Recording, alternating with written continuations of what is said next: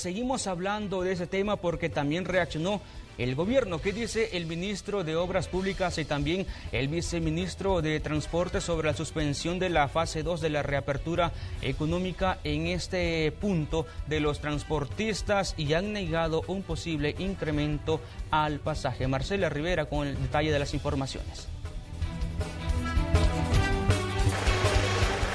Y aunque por el momento no se tiene una fecha establecida de cuándo estaría dando inicio la segunda fase del plan de reapertura económica, en el que se tiene contemplado la circulación de las diferentes unidades de transporte colectivo, el ministro de Obras Públicas dijo que únicamente estarán circulando el 50% de estas unidades. Veamos el siguiente reporte.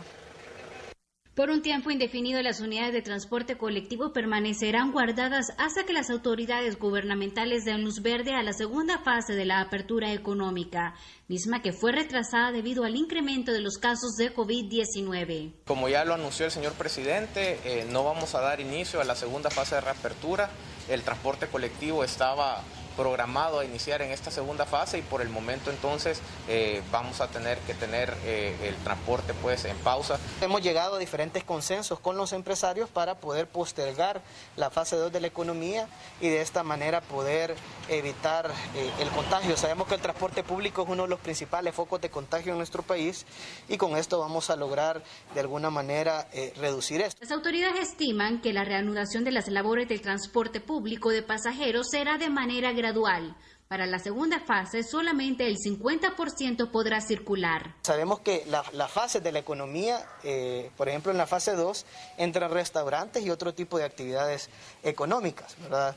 Entonces, a medida que se vayan dando estas reaperturas, nosotros vamos poniendo unidades en circulación. ¿Por qué? Porque todavía falta la fase 3, falta la fase 4, hay diferentes negocios que todavía no se van a ver aperturados. Debido a las restricciones, empresarios han solicitado se incremente el costo del pasaje y el subsidio para poder paliar los gastos. Sin embargo, el gobierno sostiene que las tarifas se mantendrán y que puede haber sanciones para quienes hagan un incremento en el pasaje. Incluso podría llegar hasta la pérdida de la compensación económica por no acatar las medidas respectivas del Viceministerio de Transporte, y si siguen incrementando la tarifa, incluso pueden perder hasta la concesión del transporte público. De acuerdo con el ministro de Obras Públicas, el 70% de la población hace uso del transporte público, equivalente a 4 millones de usuarios. Y es que recordemos también que el transporte colectivo es considerado como uno de los focos más grandes de contagio, de acuerdo con las autoridades. Este es mi informe.